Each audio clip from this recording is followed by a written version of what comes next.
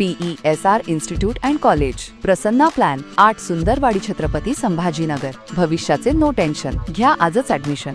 PESR institute and college. पश्चिम विदर्भात शेतकरी आत्महत्यांचं सत्र थांबलेलं नाही। यावेळी दिवाळीच्या महिन्यात म्हणजेच ऑक्टोबरमध्ये तब्बल 87 शेतकऱ्यांनी मृत्यूला कवटाळलंय, तर यंदाच्या 10 महिन्यात 888 शेतकरी आत्महत्या झाल्या आहेत। 1 जानेवारी 2001 पासून आतापर्यंत 22,038 शेतकरी आत्महत्या झाल्याचं वास्तव आहे। पश्चिम विदर्भातही 5 जिल्ह्यात जानेवारी 2001 पासून शेतकरी आत्महत्यांची नोंद केली जाते।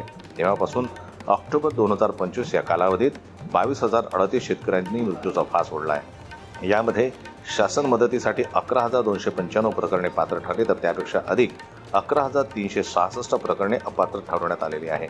विशेष म्हणजे वर्षभरापासून 377 प्रकरणे चौकशीसाठी प्रलंबित असल्याची विभागीय आयुक्तालयाची आकडेवारी आहे। हे सर्व शेतकरी केवळ अस्मानी सुलतानी संकटाचेच नव्हे, तर शासन प्रशासनाच्या अनास्थेचे बळी असल्याचा आरोप होत आहे।